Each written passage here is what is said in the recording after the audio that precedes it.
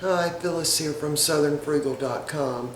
I'm trying to make some extra room in my freezer, so I'm going to caramelize all the pineapple that we have left, which is just 3 little bags. But I've preheated my oven to 350 degrees, and I'm going to leave the pineapple in there for about an hour. Alright, we're going to turn the camera around. It's kind of hard to see with the sun streaming in the window. There we go. Alright.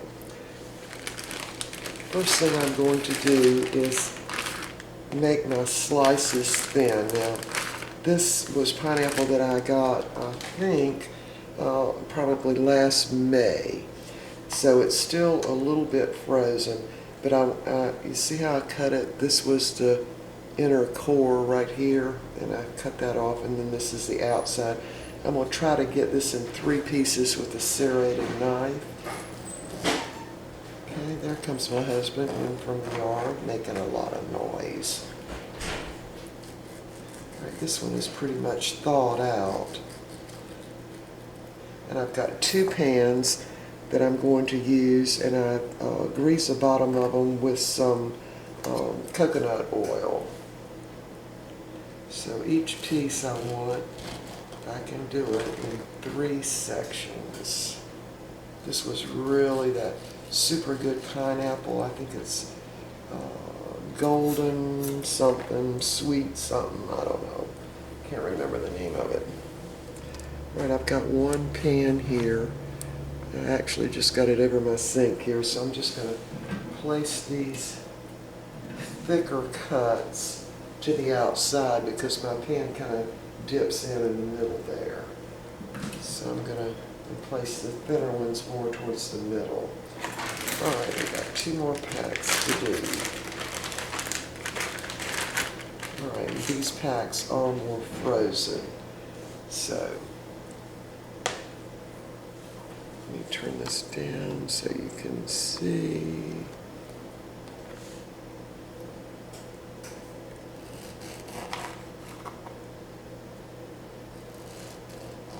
So I'm trying to cut each section into 3 big slices.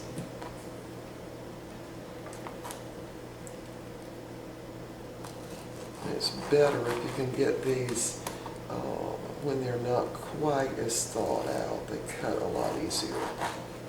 Alright, so these thicker pieces are going to go right around the outside edge. Do 1 more here. There's a little seed. That's a thinner slice there, so that'll go in the middle.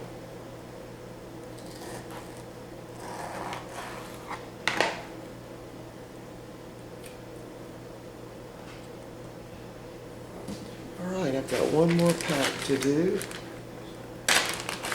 And these were just really great pineapples.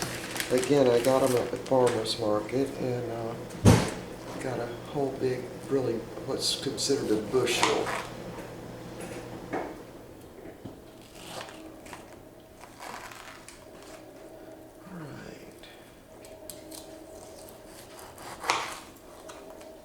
Hold this in my hand, being very careful.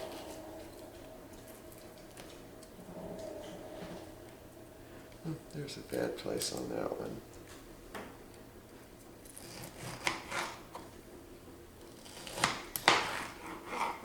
Alright, now I think what I'm actually going to do is transfer these to my other pan, because I don't think I need 2 pans.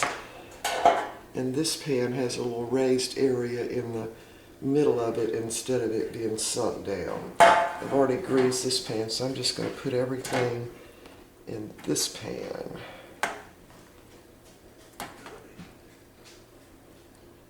Still putting my thinner pieces towards the middle. Yeah, I think I can get them all in this pan if I crowd them a little bit. Now, I did the caramelized pineapple on pizza, making a pineapple pizza. I did a video on that. But this caramelized pineapple is delicious any way you have it, just any way, it's delicious. Yeah, this is all going to fit in this one pan. All right. Now, the next step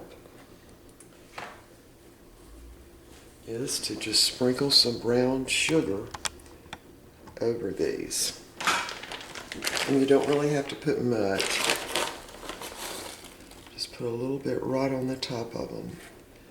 And we're going to bake these in the oven at 350 degrees for an hour, and then I'm going to check them. Actually, I'm going to check them before an hour, but I think last time I made these it did take an hour.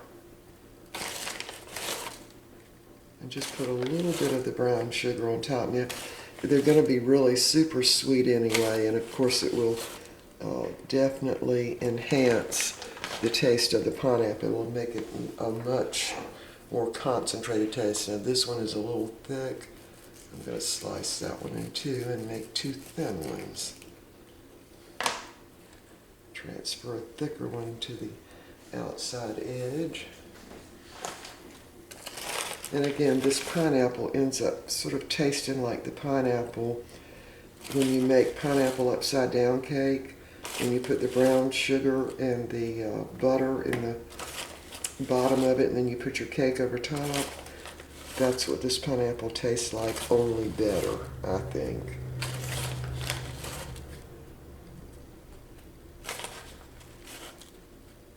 All right, that's all we need to do. Now it's going to go in the oven, 350 degrees, and when this is ready, we'll be back. Okay, here's the pineapple all caramelized, and it took about an hour and 20 minutes. So good. Oh, I love it. All right, so for lunch today, we're going to have a little bit of that. Got 2 pieces of the, I can't see that, let me take it off. 2 pieces of the baklava, and the rest of it has been frozen, and we'll eat it along and along. So there's the pineapple. I made more spoon bread last night. We love it. Moussaka, that was frozen. I think we got, I'm not sure. I think we got, this will be the 4th meal. Yeah, this is the 4th meal out of that. And some frozen collards from last year. And that's going to be our lunch. All right, we will see you next time. Here is the caramelized pineapple. And I'm trying to get my freezer a little emptier so I can add sweet potatoes and bananas to it, because we're going to go to the farmer's market probably about Tuesday of next week. And by the way, the baklava was so good. After it sits for a while, it is so good, and it freezes really well. All right, I keep forgetting, this is about the pineapple.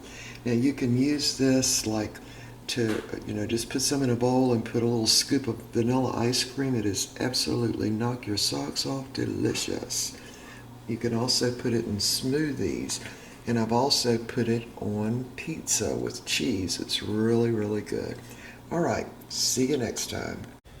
Okay, we are ready to eat our lunch. I wanted to show you the pineapple one more time. It did take about an hour and 20 minutes at 350 degrees, but it turned out great. I've already eaten some of it. All right, so for lunch, we're having collards, and these were collards that were frozen last October and fully cooked. And so I added a little salt, sea salt, and a little coconut oil. Now, I would really encourage you to try this. You can get this at Walmart, because it just greatly enhances the taste of vegetables.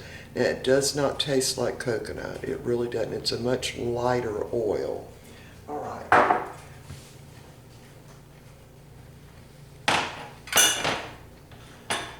Here's the other thing. This is the leftover moussaka that I did a video on this the other day, and well, it's probably been about 2 weeks, and I froze it, and I'll have to tell you, it's even better after it's been frozen. I think a lot of things are really better after they've been frozen. All right, there's my husband's plate. This is mine. He always gets more than me. Some of those nice potatoes. Now, I had someone write in when I made the moussaka, and they said, "Where are the zucchini?" Because normally you would put zucchini in this. I just didn't. Spoon bread. Now this spoon bread I made last night. We ate half of it. We both love the spoon bread. With lots of butter on it.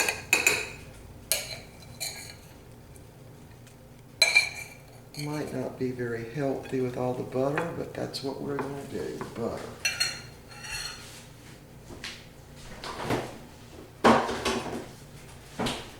Yeah, you got to put butter on it. Put at least a teaspoon of butter on it. Some on my husband's. All right, and so now the pineapple, and that's really our dessert. I'm just going to pick that up with my fingers. Give us about 3 nice little pieces. This pineapple is absolutely delicious. Super sweet. And it's not so hard to chew once you cook it in the oven like that. All right, we are ready to eat, and the dessert will be the baked pineapple is what I'm going to call it. All right, let me take this camera off. Sorry about the jiggling. And there it is. And there's that pineapple. I can't wait. So, I wanted to show this meal because it's certainly a very frugal meal, because we had this previously, the moussaka. Certainly the spoon bread is very inexpensive to make. There's a pineapple and previously frozen and thoroughly cooked collard greens. So all I had to do was thaw them out and warm them up. So there's my husband's plate. There's the rest of the pineapple. I'm really thinking about putting that in some cookies. You know, it'd be like chocolate chip cookies, only it would be pineapple chips. Anyway, and then later this afternoon we're going to allow ourselves to have 2 of the pieces of the baklava. That big one will be my husband's and the little one will be mine. That's the way it works. And so we'll have that much later on this afternoon as sort of a treat. The rest of it we froze. All right, see you next time. And there's that pineapple. Can't wait.